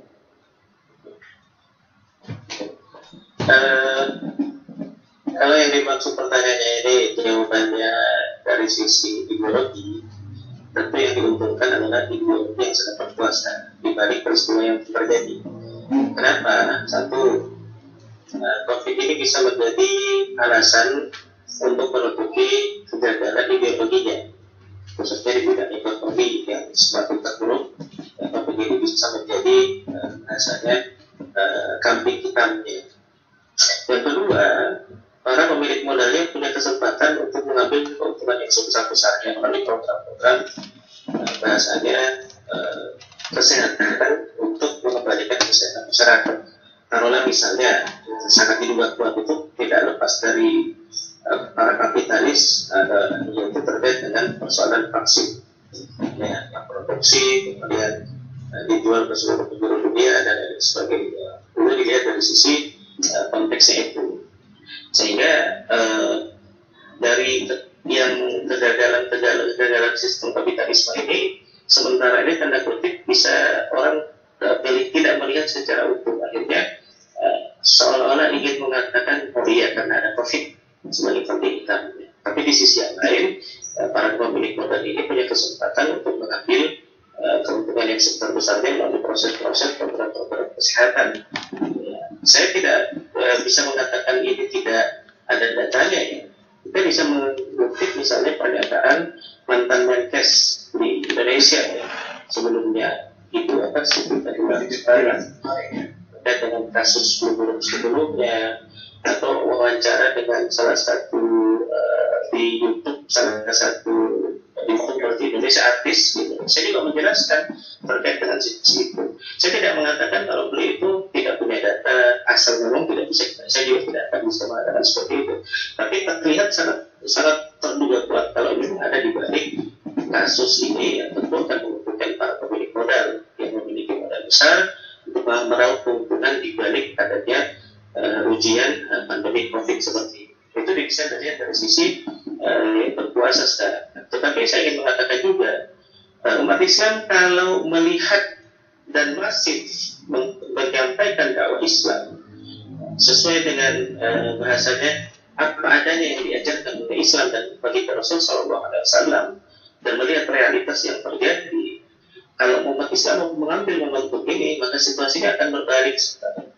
Kenapa? Karena ini kesempatan kaum muslimin menyampaikan, menjelaskan begitu rusaknya ideologi dalam hal ini yang berkuasa di dunia adalah kapitalisme, membuat semuanya menjadi jauh menjadi lebih rusak, hancur ambruk dan lain sebagainya. Tanpa adanya COVID sebelumnya, apalagi ditambah adanya COVID, bisa dilihat dari salah satunya adalah program-program yang kemudian ditengakan di tengah masyarakat adalah program-program terbaca atau terduga kuat bukan untuk kepentingan rakyat, tapi untuk kepentingan para pemilik modal yang ada di balik kekuasaan. Kita bicara misalnya di banyak negara, termasuk tidak terkecuali Indonesia. Andai kata memang saya setuju dengan pernyataan Dr. Ustaz Yasir tadi, andai kata memang kesehatan yang diprioritaskan, jangan tuh karena COVID dari dulu tanda kutip apa jamu ya. Kalau dikatakan jamu itu adalah salah satu cara untuk menambah imunitas tubuh. Kenapa itu tidak dimasifkan dari awal sebelum COVID ini menyebar? Kalau itu salah satu cara untuk menjaga, dan kalau itu adalah salah satu cara yang dianggap untuk mencegah seseorang terkena COVID virus itu dikarenakan imunitas yang tinggi. Kalau dikatakan buat rakyat yang tidak nampak, terlihat kalau kebijakan ini kepada rakyat, sehingga alasan yang ada ya sangat semakin menunjukkan. Dan kalau kita umat Islam bisa semakin membuka kesalahan-kesalahan tadi, kerusakan-kerusakan tadi, ini juga bisa menjadi peluang bagi umat Islam untuk bahasanya untuk menjelaskan keburukan dari kapitalisme dan menunjukkan bagaimana Islam ketika Islam menangani persoalan-persoalan seperti ini dengan ajaran-ajaran yang dibawa oleh Nabi yang mulia, yaitu baginda Rasulullah Muhammad SAW. Ini dari sisi itu. Tetapi secara nyata real tidak bisa kita pungkiri, kaum kapitalis adalah orang yang mengambil keuntungan di balik peristiwa-peristiwa seperti ini. Ya, jadi dari sisi modal, dari sisi materi, mereka yang sudah memiliki modal besar inilah yang bisa, atau para kapitalis yang memang bisa mengambil keuntungan dari kondisi pandemi gitu ya, yang itu yang real terlihat gitu ya.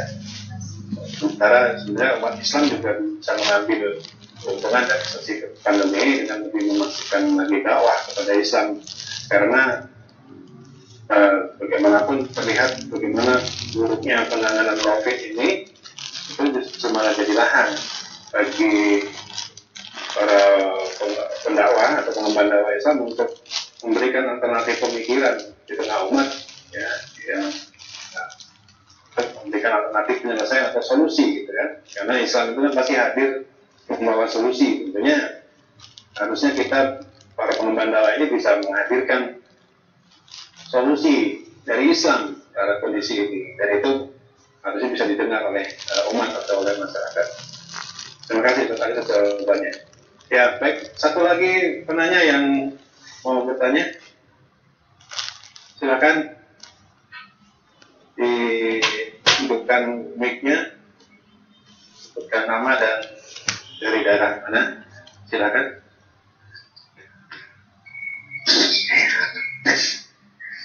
Ya, Assalamualaikum warahmatullahi wabarakatuh. Waalaikumsalam warahmatullahi wabarakatuh. Ya, dengan Saya Beni dari Saudara Mbak. Oh ya, silakan Pak Beni. Tadi kan banyak sekali penjelasan yang didapat gitu ya, mengenai persoalan atau situasi, kondisi perubahan ketika masa-masa pandemi ini gitu. Bahkan ini udah 2 tahun gitu, 2 tahun ini deh, atau awal puasa ini udah. Jadi yang saya analisa adalah mengenai situasi politik dan ekonomi ya, mengenai apa ya kejadian ini gitu. Kalau kita lihat kan di sini banyak sekali, bahkan di bulan-bulan menjelang Ramadan ini banyak isu-isu mengenai yang menyudutkan Islam gitu. Baik kemarin ada kejadian tentang apa isu teroris, terusan dianggap lagi ada yang juga radikalisme, dan mungkin menyudutkan salah satu mungkin sosok-sosok tokoh-tokoh Islam gitu.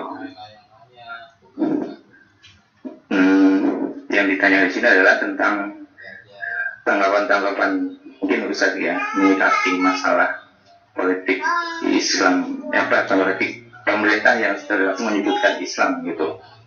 Dan secara pandemi itu masih tetap bicara, padahal kalau kita harusnya kan lebih menangani masalah-masalah mungkin tadi yang Ustaz Yasir bilang ya, lebih kepada kesehatan atau mungkin penanganan masalah seperti apa gitu. Namun di sini malah kalau dilihat ya tadi umat Islam itu masih sering disudutkan sekali gitu. Terus bagaimana itu situasi nanti, tanggapan Ustaz kalian mengenai apabila ini COVID ini bukan sudah hilang ya, cuma dianggapnya sudah tidak berbahaya gitu. Apakah pemerintah masih terus menentang atau apa gitu? Misalnya banyak tantangan tertentu. Juga ada juga yang ini berkaitan dengan masalah-masalah di awal judul itu kan. Ini kan banyak sekali masih belum diterangkan gitu mengenai bagaimana kita sebagai umat muslim memandang persoalan kode dari Allah ini. Mungkin itu aja ya.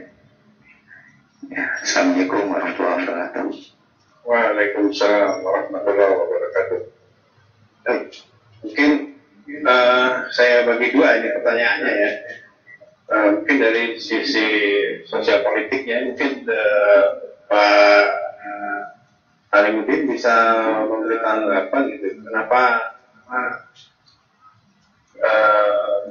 di tengah kondisi pandemi ini kok pemerintah tidak memperhatikan aspek yang tadi sudah Anda terangkan gitu ya. Harusnya juga memperhatikan lebih besar porsinya kepada aspek kesehatan masyarakat gitu ya. Tapi kenapa aspek-aspek yang di luar masalah itu malah justru jadi perhatian prioritas itu dari pemerintah, terutama terhadap aktivitas Islam gitu, yang menyalakan kebenaran Islam malah justru itu mendapat tekanan dari pemerintah, padahal di tengah kondisi pandemi, seharusnya di tengah kondisi pandemi ini seperti itu idealnya kan tidak terlalu seperti jadi prioritas atau jadi penekanan. Harusnya pemerintah harus lebih diperhatikan penekanan itu pada perbaikan kondisi kesehatan masyarakat gitu ya, dan juga mungkin perbaikan kondisi ekonomi gitu, karena ekonomi juga akhirnya terdampak oleh COVID.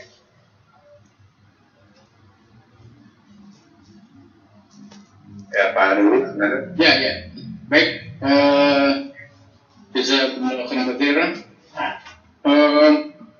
Menurut pandangan saya, ya memang pengaruh yang cukup besar yang berhasil ya, yang slogan war on terrorism, jadi dari Amerika BOP ya berhasil ya sampai sekarang. dan seharusnya kalau negeri mayoritas Muslim itu tidak terpengaruh dengan itu ya. Seharusnya mengambil suatu kebijakan secara mandiri yang pro kepada rakyat. Kalau rakyatnya banyak Muslim berarti harus pro kepada masyarakat yang Muslim. Itu kalau pro masyarakat Muslim berarti kan pikirannya adalah pikiran Muslim. Berarti kalau pikirannya Muslim berarti juga kesadarannya juga kesadaran Islam. Seharusnya begitu secara teoritiknya. Namun kenyataan berbeda. Mengapa? Karena memang Islam sekarang ini belum diterapkan secara kafah ya, baik secara sistem walaupun secara kepala ya negara nantian adalah SDM yang menjalankan sistem sendiri, belum menerapkan secara total. Oleh karena itu memang kendala sekarang ini ya, mengapa dibalik itu? Karena memang ada arus yang kuat, jadi ada eksternalisasi ya, pengaruhnya sangat kuat dari luar tadi ya, jadi tekanan dari luar itu adalah kapitalisme, yaitu memerangi terorisme dan radikalisme. Jadi ini yang menjadi agenda utama untuk biar Islam ini tidak muncul ke permukaan atau tidak jaya lagi.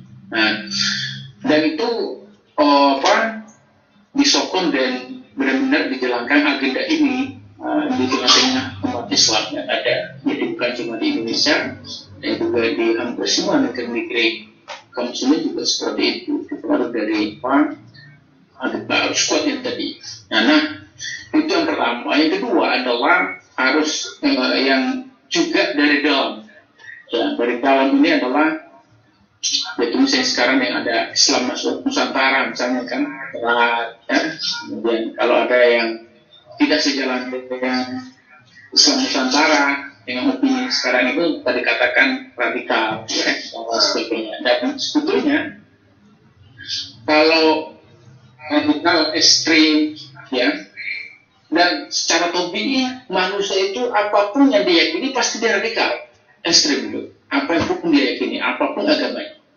Kalau kita mau benar-benar melihat secara tertutup ya, atau misalnya qaul sahih, jadi perkataan yang benar. Itu kalau benar-benar kita mau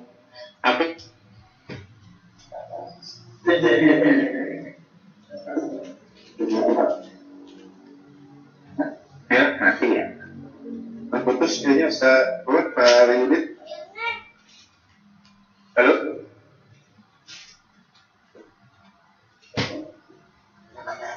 Pak Leonid.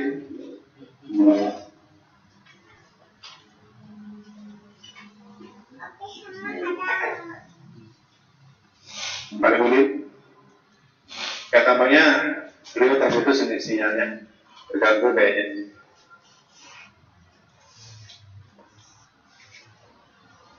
Masih bersama kita kan? Oh kayaknya ini putus. Jadi saya alihkan aja nih ke pertanyaan lanjutannya ke dari Pak Beni tadi mengenai kode ya, di kode COVID ini bagaimana seharusnya sikap seorang Muslim itu menghadapi kode COVID-19 ini gitu ya, di tengah banyaknya kepentingan yang menghambat aktivitas umat Islam.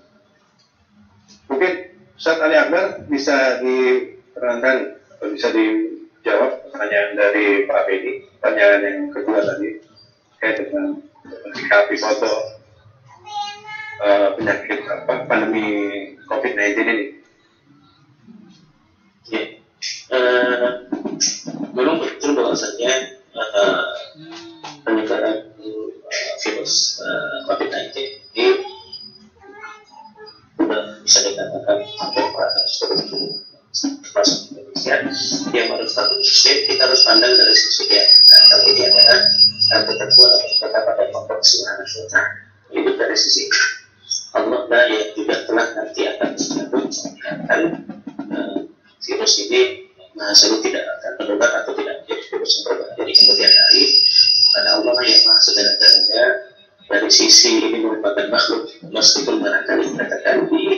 mensinyalir ada rekayasa manusia di alamnya, tapi sekalipun itu semuanya merupakan ciptaan dari Allah Subhanahu wa Ta'ala atau makhluk dari Allah Subhanahu wa Ta'ala, yang hanya Allah pula yang telah bisa mengatur kehidupan virus ini, penyebaran masuk kadar yang terkandung di dalamnya di manusia.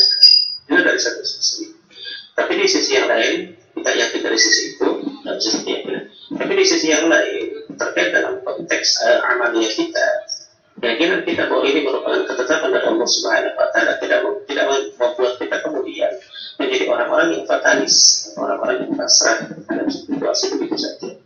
Ada ikhtiar-ikhtiar yang diminta atau yang bisa kita kerjakan sebagai seorang muslim di dalam menghadapi persoalan-persoalan seperti ini yang kita yakini merupakan ujian yang diberikan oleh Allah Subhanahu wa Ta'ala bagi orang-orang beriman. Ya, ada ikhtiar, meskipun ini adalah satu sisi kita yakin ketetapan dari Allah yang akan nanti mencabut semua menyaksikan, tapi ada ikhtiar yang kemudian yang bisa kita kerjakan sebagai manusia, yaitu dalam wilayah kekuasaan manusia di dalam memperkecil pengaruh atau penyebaran virus ini sehingga tidak semakin masif tersebar di tengah masyarakat. Salah satu ikhtiar yang dilakukan misalnya di dunia medis atau dalam konteks sainsnya, misalnya meneliti virus ini sampai seperti apa genetiknya, segala macam, termasuk dari sisi pencegahannya seperti apa, penularannya diperiksa, nilai fatalnya dan seterusnya, itu dan sampai ikhtiar kemudian dipublikasikan sehingga ada rekomendasi tertentu yang dikeluarkan.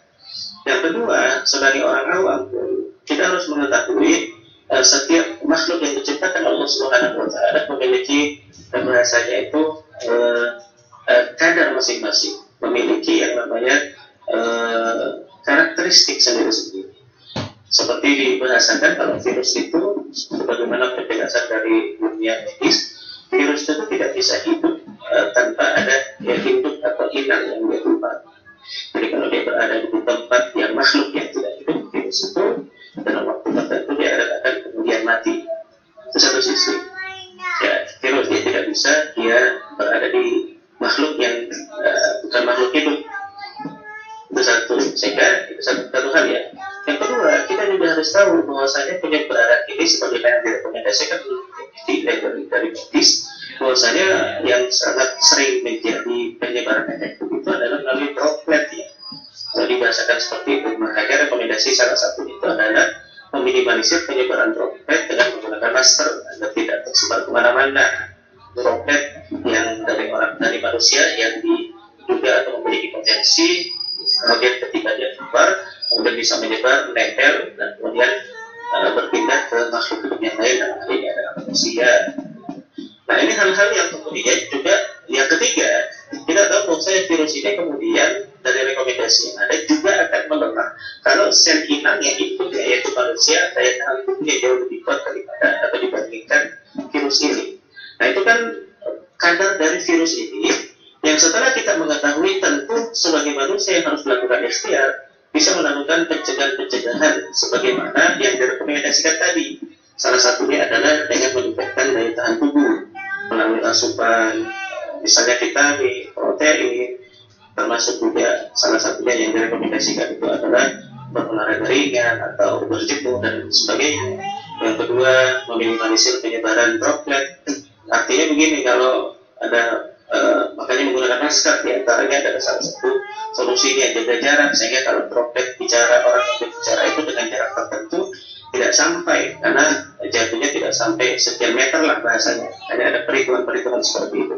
Dalam konteks menyikapi itu seperti itulah yang harus kita lakukan. Dari sisi adalah Allah, ketetapan Allah harus kita yakini, Allah pula yang bisa akan menghilangkan semua ini, tetapi tidak membuat kita menjadi orang-orang yang fatalis. Ini yang dilakukan misalnya oleh Umar bin Khattab radhiyallahu anhu ketika mengetahui ada wabah Taun di wilayah Syam pada saat itu. Jadi memang tujuannya mau ke sana, tetapi kemudian karena tahu ada di sana, ya, bahasanya secara ikhtiari agar tidak terkena wabah yang sama, kan memang ikhtiarnya jangan masuk ke tempat wabah tadi kan. Sehingga itulah yang dilakukan oleh Umar, tidak masuk ke sana kecuali ada masukan dari sahabat yang kemudian yang sangat terkenal Abu Ubaidah bin Jarrah yang meninggal karena wabah itu di wilayah sana. Akhirnya seperti itu. Nah, intinya itu adalah bagian ikhtiar yang bisa kita kerjakan. kerjakan. Dengan seperti itu, aktivitas yang harus kita kerjakan, yang salah satunya adalah kewajiban kita adalah dakwah, itu bisa dikerjakan. Kalau harus menuntut, harus tatap muka, offline misalnya, dengan pengaturan perkara-perkara seperti itu. Bukan berarti kemudian sama sekali tidak melakukan apa-apa. Apalagi kalau misalnya aktivitas itu hanya online saja, ya jauh lebih gampang lagi sebenarnya, karena tidak harus bertatap muka secara langsung. Yang penting prakteknya lancar, insya Allah bisa dilakukan. Begitulah cara menyikapinya. Meyakini ini adalah ketetapan Allah dan yakin Allah lagi akan menyelesaikan persoalan ini. Tetapi kita juga harus berusaha dari sisi ikhtiar kita sebagai manusia, sebagaimana ikhtiar yang bisa kita kerjakan pada batasan-batasan yang kita sudah ketahui informasinya, khususnya bahwa setiap persoalan, setiap benda termasuk virus ini memiliki adab masing-masing. Sehingga jangan juga menjadi orang yang bahasanya itu fobia, bukan fobia yang paranoid. Betul-betul sama sekali tidak mau berinteraksi, tidak mau keluar rumah, tidak mau ketemu orang. Jadi seperti gaya hidup orang Jepang, apa istilahnya itu, yang suka menyendiri, Antisosial. Antisosial. Dia tidak seperti itu. Dia tidak seperti itu. Beraktivitas layaknya wajar dengan batasan-batasan yang bisa digunakan untuk meminimalisir atau mencegah terjadinya kejebakan. Itulah yang harus kita yakini dan harus kita kerjakan dalam kehidupan terkait dengan COVID-19. Baik, terima kasih Ustaz Ali Akbar atas penjelasannya. Pemirsa di Seruput yang dirahmati Allah, tidak terasa sekarang waktu sudah menunjukkan pukul 11 malam. Artinya memang sudah hampir 2 jam acara ini berlangsung, dan ini adalah merupakan penghujung acara atau akhir dari acara di Seruput edisi ke-15 pada hari ini. Jadi semua jawaban dan penjelasan dari kedua narasumber saya harap bisa dipahami dan dipengerti oleh pemirsa sekalian, ya, melihat bagaimana dan menanggapi bagaimana COVID-19 yang saat ini jadi pandemi tengah-tengah kehidupan masyarakat, bukan cuma di Indonesia tapi juga di seluruh dunia. Ya, sebagai sebuah pandemi atau sebuah penyakit, ya, yang disebabkan oleh virus, itu adalah ciptaannya Allah Subhanahu wa Ta'ala, dan dia tidak akan keluar dari batas-batas serta ketentuan yang sudah Allah Subhanahu wa Ta'ala tetapkan, ya. Dengan kita sebagai manusia memiliki kewajiban untuk berikhtiar memenuhi standar-standar yang dipahami dari sisi kesehatan dan sisi medis, untuk pertama mencegah penularannya, ya. Yang kedua memperbaiki serta memperkuat diri kita agar tidak mudah tertular atau tidak mudah terkena penyakit ini, gitu ya. Sambil kita menunggu kekuatan Allah Subhanahu wa Ta'ala atas penyakit atau pandemi COVID-19 ini. Dan kita juga tadi kata kunci yang dari Ustaz Ali Akbar, pertama tidak menjadi orang yang paranoid juga, ketakutan secara berlebihan, ya, menghindari semua aktivitas, ya, menghindari aktivitas secara berlebihan, termasuk bahkan aktivitas dakwah, tapi juga tidak menjadi orang yang fatalistik, gitu ya, mengabaikan sama sekali, gitu ya, terhadap pandemi ini. Padahal secara faktual kondisinya adalah pandemi ini memang ada di tengah-tengah kita. Dan tentunya kita harus terus menyampaikan, ya, kepada umat bahwa kondisi pandemi ini memang secara faktanya oleh sebagian orang dimanfaatkan untuk mengambil keuntungan pribadi, mengambil keuntungan sepihak, terutama oleh para kapitalis, para pemilik modal yang banyak mengambil keuntungan dari kondisi pandemi ini. Serta juga kita harus berani mengkritisi penguasa yang melakukan atau mengambil kebijakan di tengah pandemi ini, tapi justru malah menggunakan alasan pandemi ini untuk pertama tidak meriayah atau tidak mengurus rakyatnya dengan baik, gitu, dengan alasan pandemi, ekonomi turun dan sebagainya, sehingga urusan-urusan yang berkaitan dengan pengurusan umat, pengurusan rakyat itu dilaksanakan secara baik. Dan juga kita harus bisa mengkritisi kebijakan-kebijakan atau hal-hal umum yang dilakukan oleh sebagian yang berkuasa saat ini yang memanfaatkan pandemi, yang memanfaatkan kondisi pandemi untuk melakukan tekanan-tekanan, melakukan intimidasi terhadap suara-suara kritis yang disampaikan oleh masyarakat, terutama suara-suara kritis yang disampaikan oleh umat Islam, dengan menggunakan alasan pandemi ini, menggunakan alasan protokol kesehatan, digunakan untuk membungkam dan menghabisi atau membungkam dakwah, gitu ya. Tapi kita juga harus bisa mensiasati kondisi ini, ya, tetap berdakwah, tetap menyampaikan dakwah Islam, sekalipun dengan segala macam keterbatasan yang ada, baik keterbatasan memang karena kondisi real pandemi maupun keterbatasan karena aturan yang dipaksakan. Baik, pemirsa yang sekalian yang dirahmati Allah, kami rasa cukup sekian acara kita pada malam hari ini di Seruput kita di edisi yang ke-15 pada hari Selasa tanggal 20 April 2021 bertepatan dengan malam ke-9 Ramadan. Mudah-mudahan apa yang kita bahas, yang kita diskusikan pada malam ini bisa menjadi pemahaman bagi diri kita dan juga bisa menjadi bagian dari syiar kita kepada umat, kepada masyarakat.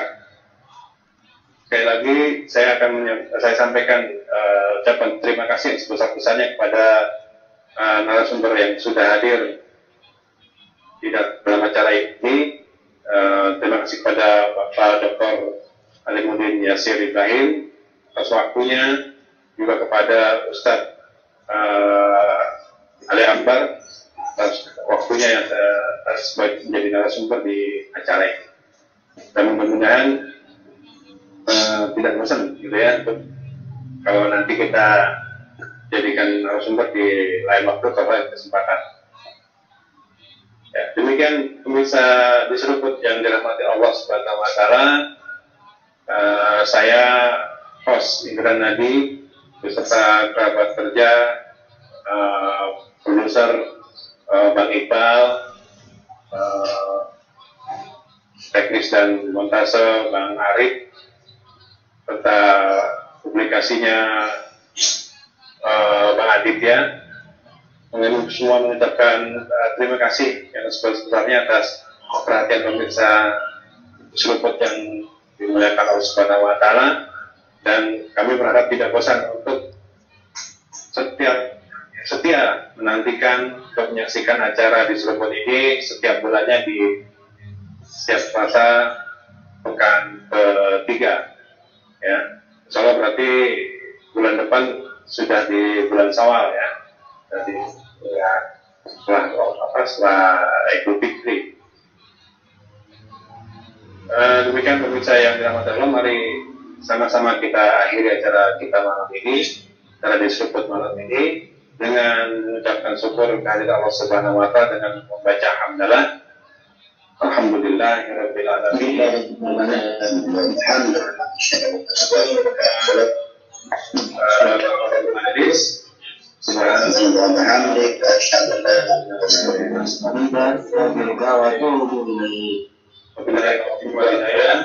Assalamualaikum warahmatullahi wabarakatuh.